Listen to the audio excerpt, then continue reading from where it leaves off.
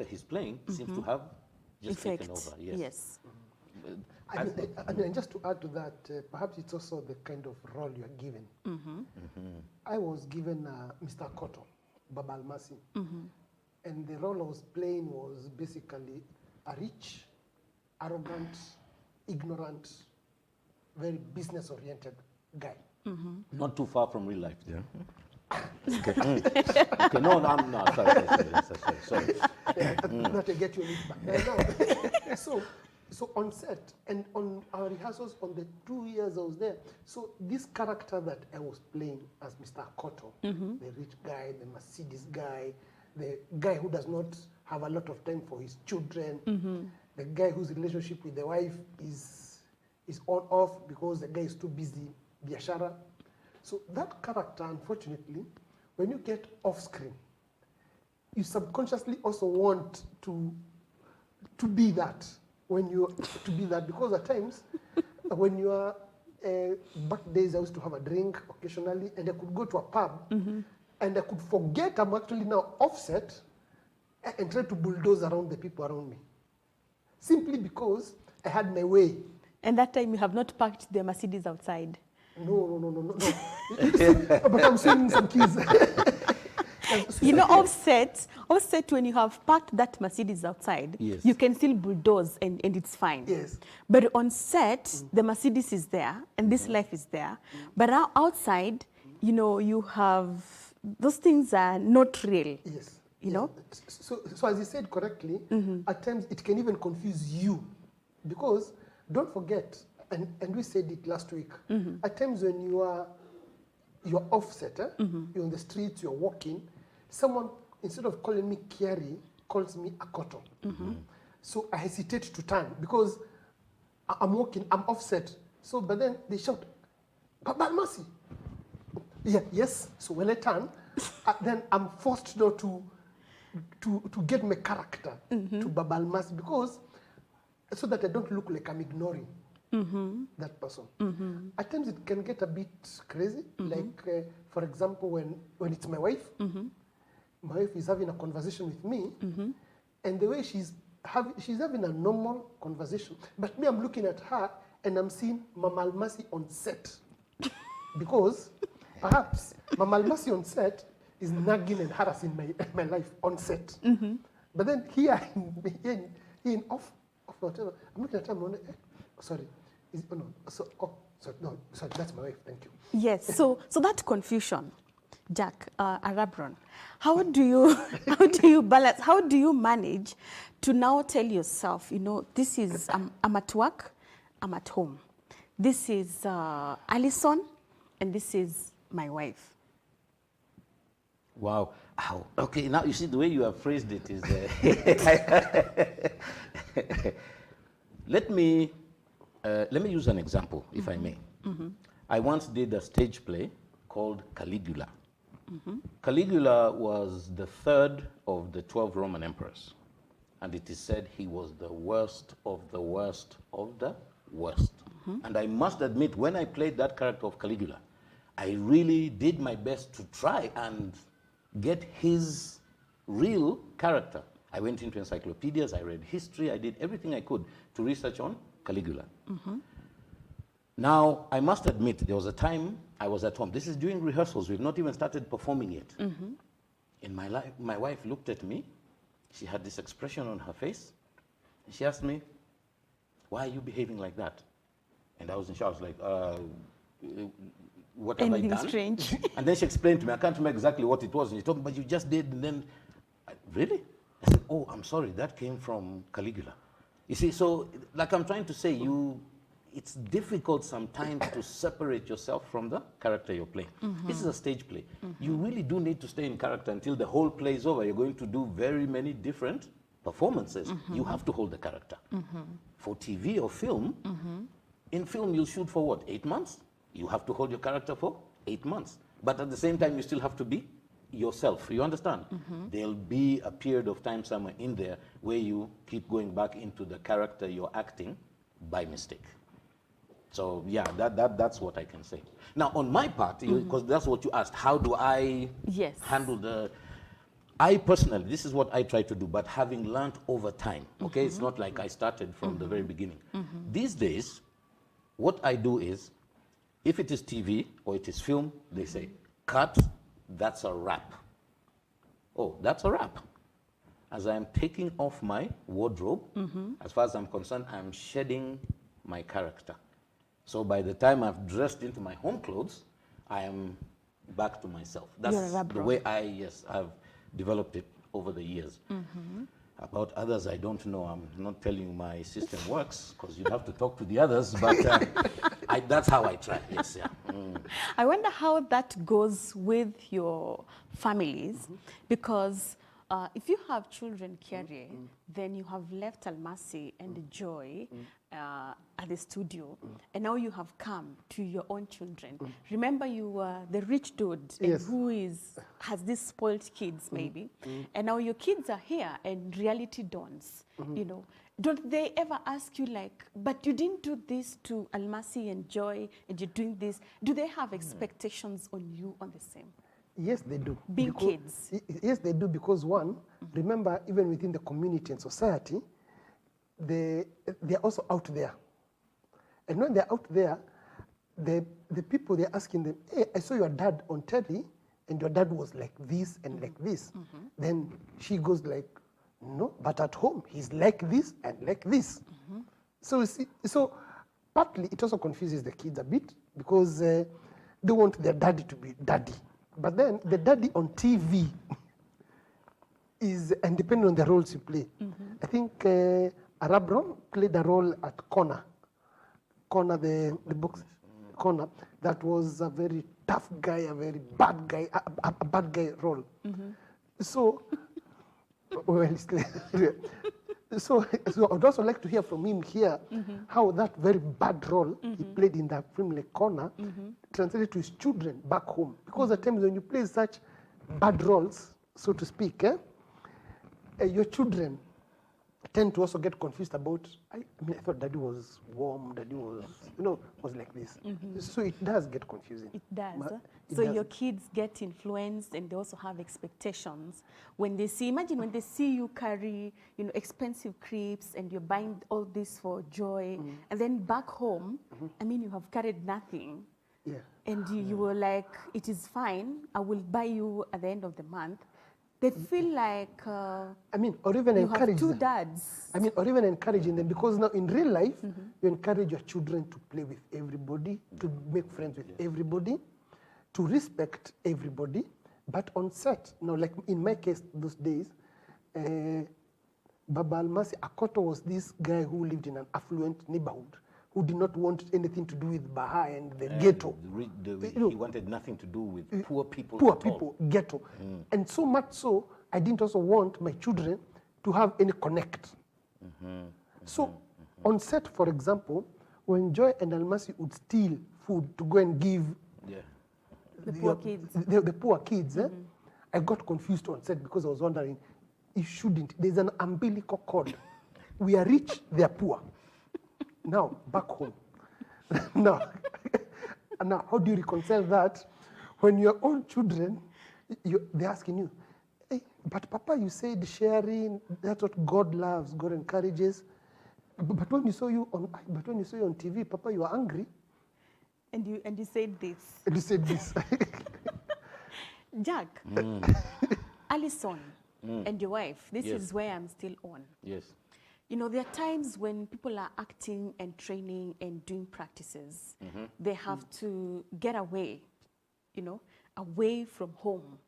And they have to practice to perfection, so that when we eventually see it, we appreciate what we see. Right. And sometimes there are love scenes in acting, where there's involved a husband and wife or a boyfriend and girlfriend. And we see love scenes practiced on television. And then when you go back home, like you are relating and even kissing someone on TV, Yes. how do you go back home and explain? And you have not done it once or in one day, but this is like 6 months, a whole year, like we have seen all the time. I mean, how do you reconcile that when you get back home? Oh, wow. Okay. Okay, let me tell you. First of all, when you get to the house and you get to the front door, duck so that the sufuria passes over you. Okay? And doesn't hit you in the face. Okay? That's the first thing. Once the sufuria has passed, you go, hi, honey, I'm home. Okay. Look, this is something that's actually extremely difficult. Okay? Now, No, I'm glad you said you have learnt over time. So I'm already imagining the beginnings.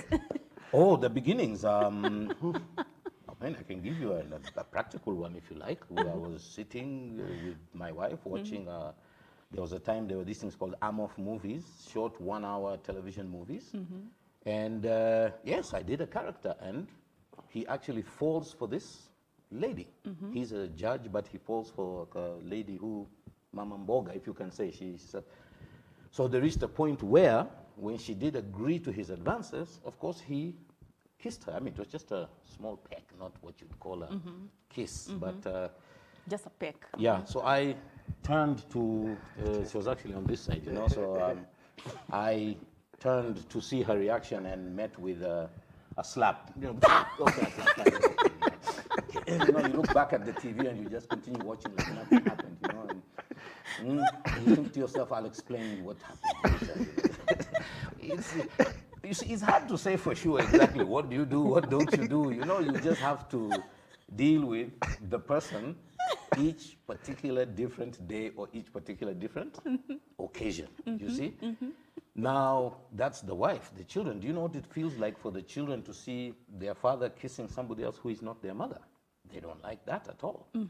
So, once again, you've got to get the children, you have to sit them down, you've got to explain to them, listen, kids, whatever you saw, that's not real, that was just acting, okay? I love your mother, that's if you do. I don't know if every husband loves his wife, or he must, otherwise he wouldn't have married her, right? Yeah. Anyway, I don't know. Anyway, okay, that's not what we're discussing right now, but you know, you tell your children, okay, you know, I still love mom, you know, and it's not that, anything, you know, and it takes time for them to accept. It really takes time for them to accept it. You understand? But over time, if you do deal with it, I don't know, I want to say properly, and you know, properly depends from family to family. But if you deal with it properly, yes, the children will come to understand that when he's at home, he's daddy, and whatever he's doing there is work. It's, yeah, ni kama kazi, yes, let's put it that way, yes. I wonder how long it takes to actually convince, because when you're kissing, you're not kissing on paper. Okay, if I may, the truth of the matter is, there are techniques you can use for it to look like the two of you are kissing, when in actual fact you are not. Okay. Okay? Now, it is up to the actors or the director or the production itself to decide what you want to do. Do you want to do it for real, or do you want to use the technique? So, yeah, I just wanted to mention that. Yes. But I think I would also want to be the devil's advocate here and just be a bit more modest about it. Emotions are emotions, and because I've been caught up, in well, it didn't get on air, but there's this. Yes, tell us more. Yes, yes. So what happens is, you're with this person, and part of the scenes, of course, are a bit romantic. Part of them are the usual husband and wife quarrels and all. But now the truth is, and we discussed last week, you have to be in that space of character for you to portray both emotions: anger, disgust, love, friendship. And the truth of the matter is, this person also, you become emotionally connected. That one may be the devil's advocate. I will say now, And I wonder how you can actually escape that. You know, if you are acting for a whole year, Yes. how can you escape the emotions build up? If I may, you need to speak to the main actors of the program, Selena. Selena herself and the gentleman who acts, Nelson. They are romantically intertwined in the show, right? They really love each other, right? Offset.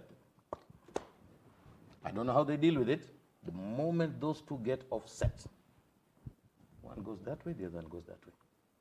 They do not continue the emotion from the set into real life. Now that at the same time also is a responsibility for an actor, because there's some actors who don't disconnect. You understand? Yes, yes. So what happens is you're offset, but that feeling from the character discipline. that, oh, I love this person, it doesn't go away.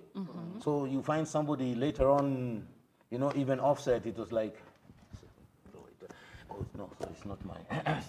Okay, I'm sorry, I'm being ridiculous now. I'm sorry. But you see, like I say, it would be nice to speak to the two of them, because that is one thing that really impressed me about Selena, okay? That these two characters, though being in love on the show, off the show, good, okay, fine. We know each other, we're two actors, we respect each other. See you on the show again. Yeah, see you on the show again. That's the way it goes, and it really impressed me, you see? But I think we said this last week, even in Hollywood. I mean, you are acting a movie. You are with a female character, let's say like yourself. After all, you are attractive, you know? So, Thank you. okay, let me try and do this, because I'm not a psychologist, okay? But you see, in real life, I meet you, I see you, but I don't really look at you. Same thing with other people. You meet them, you'll see them, but you don't really look at them. Once you start acting with somebody, you see them. Because you have to, you have no choice. In fact, you may even see this actor even more than you see your wife.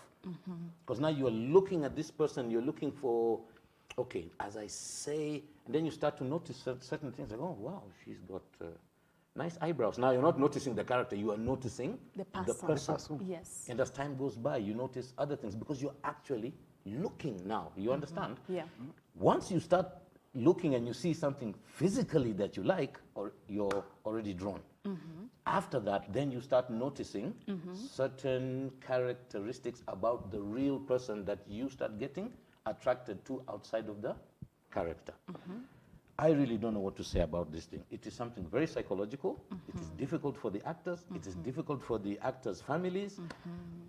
There's no solution. It's just something that comes with being a performing artist. I wish your spouses were here. They would tell me how they... No, I'm never bringing my wife to the studio. Sorry. They meet with that Waldo. They would be best placed to answer No, just no. exactly... Excuse me. I have a wife at home. Her name is Jacqueline. I love my wife. We have 6 children. She's not coming to the studio.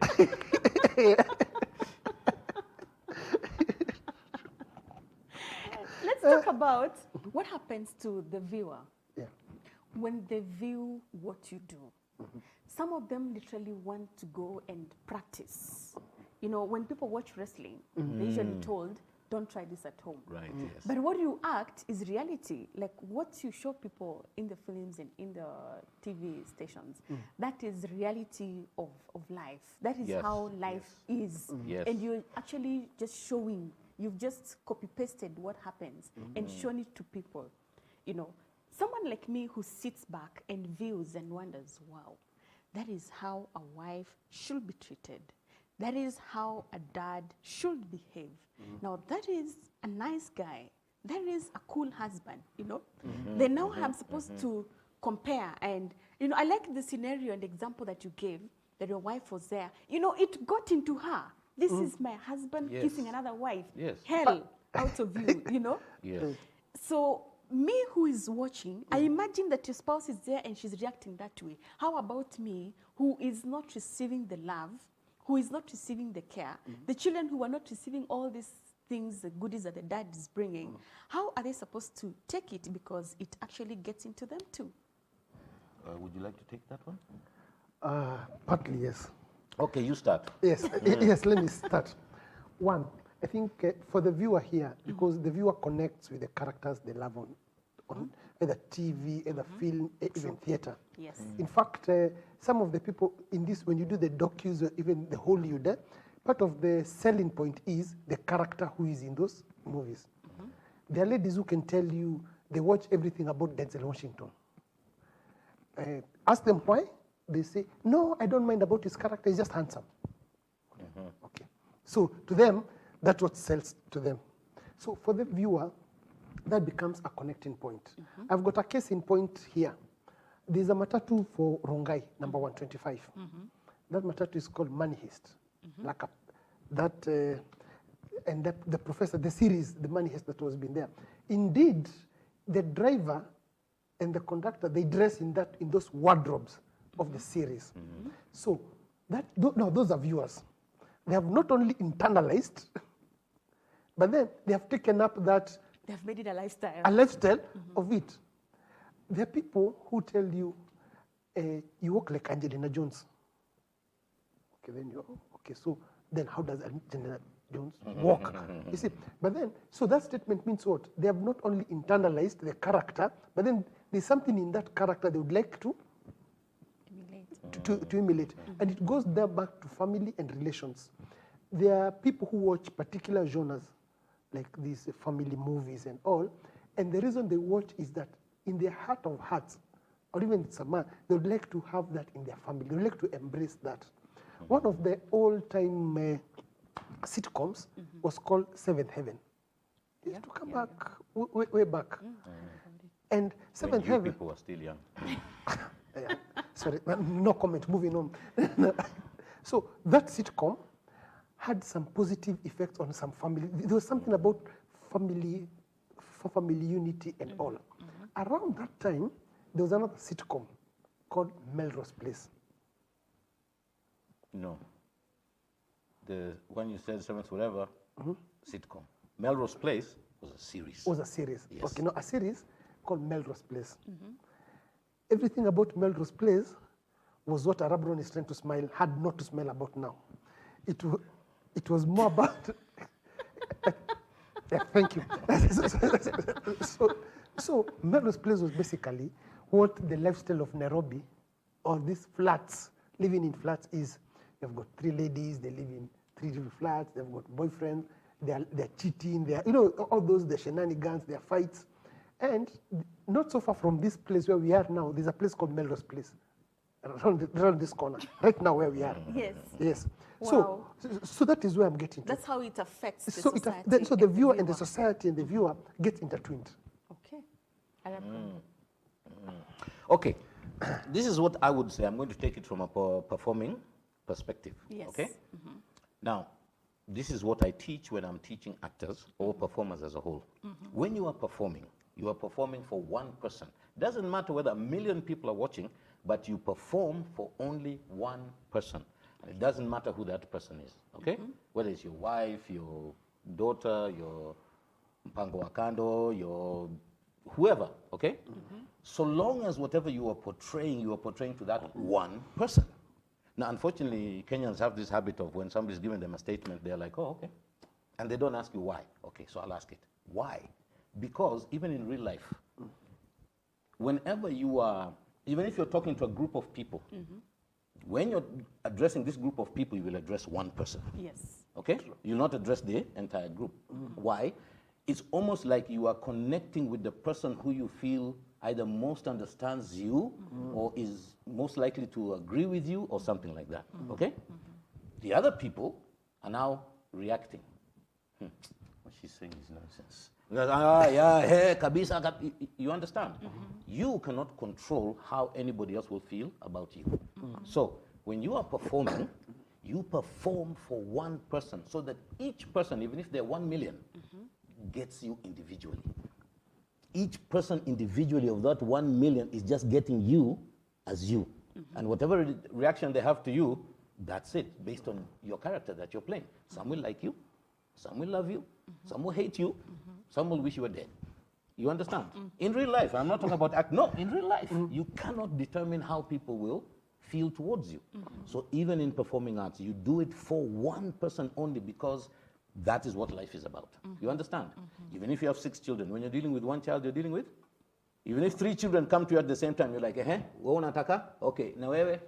Na wewe? Okay. Sasa, you see, you'll always deal with one person at a time. Yes. And that is how every viewer, every single member of the audience should get you individually. You understand? Yes. So, what were we talking about again? The effects, how that now affects the society. Now, see, because you are doing this so individually, in 2 ways. You are doing it individually that way. Yes. You're also doing it individually. It is me who is acting this role, not us. You understand? So whatever character you have will affect the person who is watching you as per their own character. Same thing I was saying before, everyone will take you individually. You understand? What happens is, take for example, somebody will meet me in the street. And someone will say, oh, by the way, I just love it the way, no. Another one will come and ask me, mbona humkatazi ndugu yako kunywa? Charlie. Yeah, Charlie. Now, this is me in real life. It's like, I mean, what do you say? I mean, what do I tell them? Because, first of all, the character only drinks in the character. That guy has never put alcohol to his mouth, first of all. You understand? So what do? You start telling this guy, oh, by the way, the real guy doesn't actually drink. No, this guy is reacting to Charlie as an individual. You understand? So does this person, like, I've met people who are drunkards themselves, sorry, whoever you are, who are drunkards themselves. And so they support him. It's like, hey, ndugu yako! And another one, and many of the ladies are like, no. Your brother cannot continue drinking like that. I mean, what's going to happen? What can you do? These people will get you individually. How somebody will react to you depends on they themselves. Okay? I'd like to, I know I've talked too much, but there's something Carrie mentioned here, Corner, and the character I played in Corner. Now, you're talking about the viewer, right? How does the viewer react? Yes. How do your children react? How does your wife react? What about the actor who's acting across from you? How does he react? Because that person is coming across you also. Now, like he said, the character I was playing, his name is Abasi. Terrible human being. Terrible human being. Even I will tell you that, okay? So one day, here's this young man. Yeah, of course, you start from somewhere. This was his opportunity now to, I know what I'm doing. So what we do, we'd go over the scenes in the morning. I'm in my home clothes. I've got my mug of tea on set. You never take food and drinks on set. So here I have my mug of tea on set, and I'm sipping it as we rehearse. And the director told him, young man, I really need to warn you ahead of time. Do you see the way he is now? He's relaxed, he's himself. Once he puts on his wardrobe and he gets his character, please understand, he will not be like this. He's going to be a lot worse. The young man was like, okay, no problem. So now came our time, and we do a rehearsal take first, for the technical, everybody to know where you should be needing. So we do this technical take. And I'm really getting on his case, eating into this guy, but very calmly. Abasi was somebody, he would threaten you very calmly, but it would chill your blood. Your blood would go cold. So there reaches a point where I tell him, now get out of my office.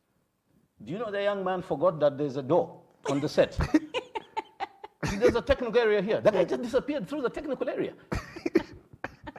Now, that is the effect I had in my character on that fellow. Not in his character, as him himself. Do you know we went to get him outside?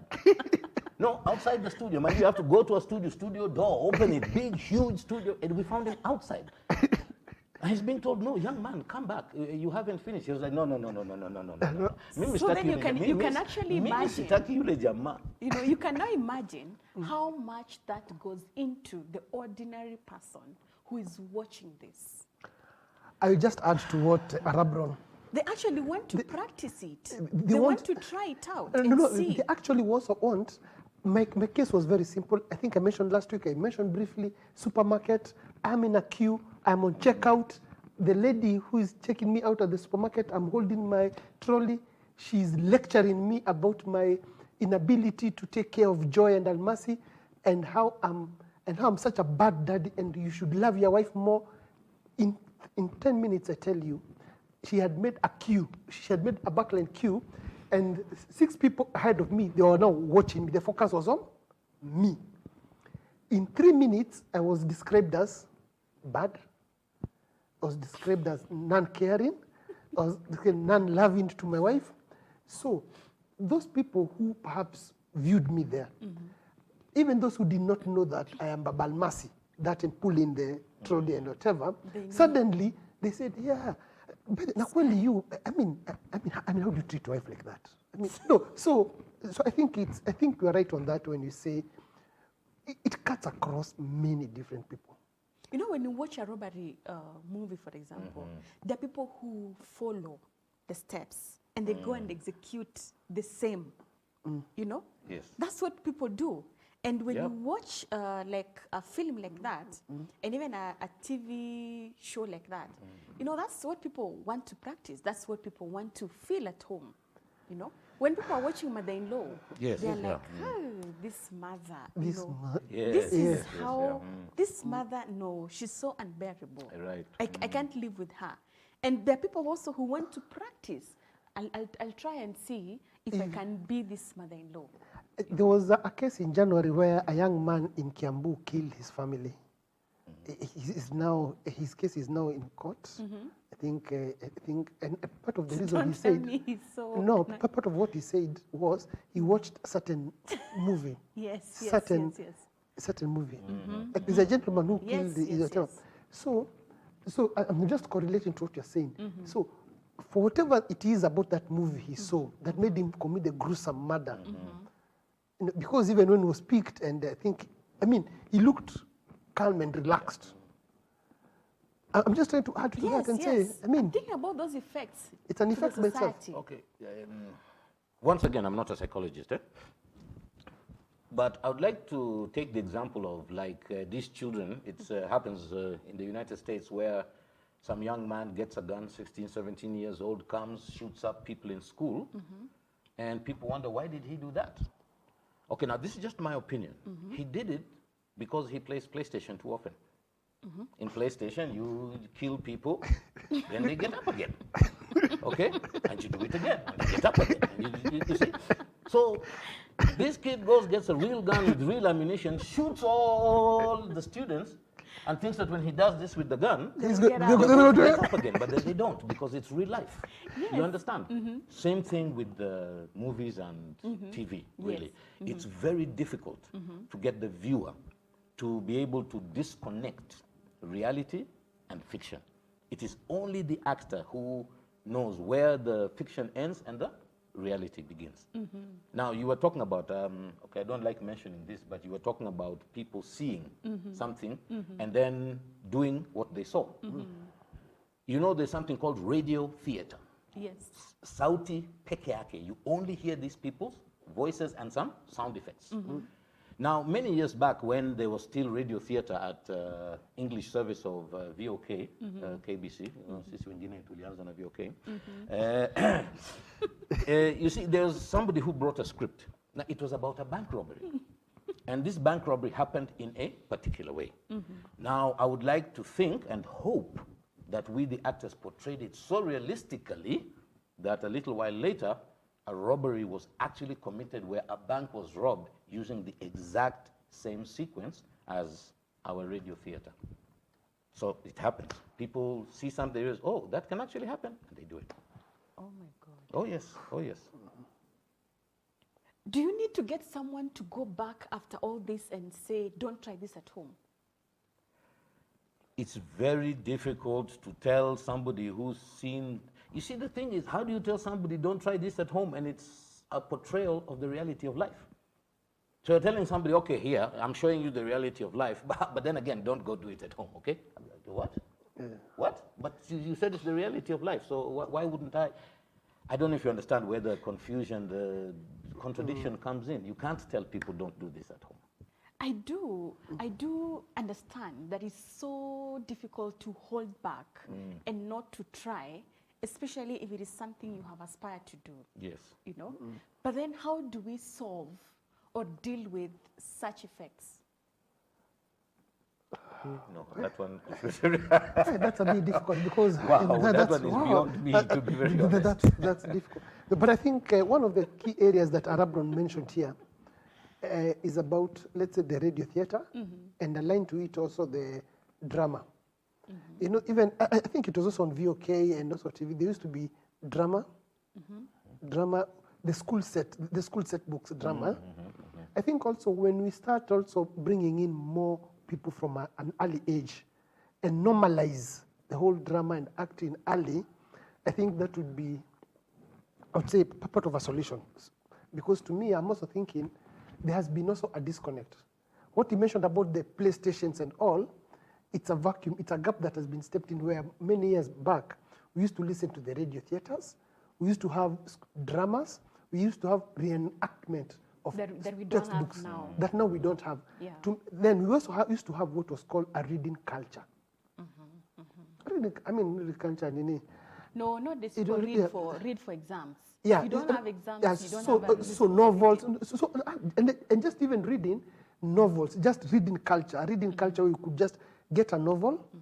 You sit in those Akamba buses. This guy is old enough to go to Kisumu and used to read those novels on his way, on the 8-hour trip from Nairobi to Kisumu back then, and used to read a novel. I think Yes, we need that to get used to to that. happen. So I think we need to also get back to those days of those culture, those small cultures. I think, in my opinion, they also used to help a bit. We need Radio to theaters, get back and cultivate them. yeah, and then also, and we mentioned last week, school drama festivals, school drama. I know nowadays we are more academia, more curricular oriented, more exam passing, but I think it also played a part. It also created that, that, as Arabon said, the fiction and the reality and whatever, because It singled out it's talent, talent, and, you see, and passion yeah, and so all that. yeah, so the that passion, was a very good so the thing. reality versus the fiction. Those school drama festivals, the music festivals, and last but not least, performing theatre. Performing theatre. Theatre. See, on stage theatre. I think it also built elements of discipline, time management, concentration, attention to detail. Those small elements in growing youth, which now are translated. Wow. I Yep, can't believe how time flies. Oh, time has flown, eh? Imagine. Ilienda na Kenya Airways? Okay. Okay. But Yes. before we get out of here, you're parting shots. And I'm thinking about the small children. Looking at our topic of discussion today, the children may not be able to separate and distinguish that this was theater and this was home because they are still fighting with peer pressure. The way I presented myself on stage, I need to show this to my peers. When I'm in class, they need to know that I am still that guy, that student who is like this, like this. I was excelling there, I must still excel here. Because otherwise, I imagine their self-esteem, if they have to be these students in class, and they're so famous, the whole country knows about them. That is reality versus fiction, who they really are and what they have to show up while on stage. It's a big challenge, and I will still get back to agree with you guys that there is much need for a counseling psychologist for the performing artists. Completely.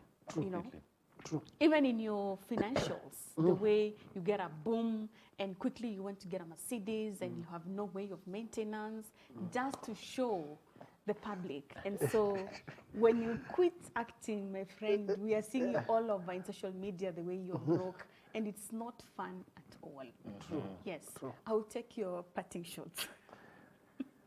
Okay, let me start because the guru is here. Yes. He'll be the last. No, my parting shot is one, we are in the COVID-19 pandemic session, and a lot of the messaging and the narrative around the pandemic and what we need to do has been targeted at the older people, the older generation. The youth and the people, there's a space for performing arts now to either come up with social messaging, spoken word, or what would drive the art industry towards the COVID-19 situation, because that is where we are at the moment. It's a pandemic, and the soft messaging around it. That would also give a small chance for the industry to come up. Number two, the government. Performing arts, youth engagement is in 5 ways: sports, music, drama, and fashion. And which one have I left out, Rabron? Sorry, let me repeat. Sports, drama, music, and fashion, therefore. Those are the touch points of the youth. Drama. And fashion. You see, like now, he's a loose mobile. You see, and I'm going to tell you this I about have the no show. idea who that is. I don't copy people, And man. I'm going Me, to I'm tell you original, so. man. Yeah, so One and only. yeah. So for the government here, the art end. Nowadays you have, with the technology, the TikTok, the Snapchat, the Instagram, we have a lot of social messaging. I think to me that would be a good platform for the growing youth. Thank you. Wow. I don't know what my parting shot could possibly be, but really to help the young people understand the difference between performing and reality. Yeah, like Kiara mentioned, which was also part of our curriculum, have a lot of these performances that happen from a very young age, okay? Because even if people are in performance from a young age but don't end up in it later on in life, it does give them a broader perspective on life and certain other aspects of life. But right now, let me just tell you the truth. The connection for anybody, the actor, the viewer, between reality and fiction, what is being acted, what is really true, it's a very thin line. There is, the way they say there's a very thin line between love and hate, there's a very, very even thinner line between reality and performance. So we just have to be careful about it. There's really nothing we can say specifically can be done. Nope, it's just something we have to be careful about. And it also depends on the actor himself or herself, on the decisions they make when it comes to that. Yes, when Yes. it comes to their personal lives. Yes. Like I like what you mentioned about Selena and Nelson. On set, there's so much in love, but Yes. outside, It's the two right, worlds right, apart. yeah. Wow, that is excellent, gentlemen. I Thank truly you. appreciate. Because of what Arabron does, he'll do us the honors today before we say goodbye. What to do I do? our I'm a viewers. parent. Is that what I do? Yes, whatever you do. No, you have to clarify. You know, I'm not, I do many things. I walk, I talk. Yes, you Yes, talk. yes. Voice, you do voiceovers? Well, yeah, one here, one there, one or two, yes. Very pretending, very humble, very moja moja, very honor. Okay, very I was given some papers here. Now, I was asked to deliver these messages in a voiceover tone. It's a bit difficult, you know. This is also performing arts, you know. It takes a different type of energy, a different type of concentration, but I will try. Right. Voiceover. GBS TV Africa, home of great family entertainment. You are never in doubt. GBS TV has your back. GBS TV has your back. It depends on the delivery, how you want it. Okay, I was given another one. Thankfully, there aren't many pieces of paper coming, but here we go. Welcome to GBS TV, the mirror of the society, the platform for change. Your voice. Your voice. See, like I say, once again, depends on how you want it delivered. But yes, I do one or two voiceovers here and there, but not many. Yeah. Wow, wow, excellent. Those one or two, they're 50. Yeah, moving on. Actually, one or two, if you know how to count. One, then two. Yep. We know the way you like taking a back seat, and that's our pleasure. That's okay. Thank you. Thank you so much, Arabron Most welcome. and Kiari, for coming to our studios today. Asante. It was a pleasure hosting you guys.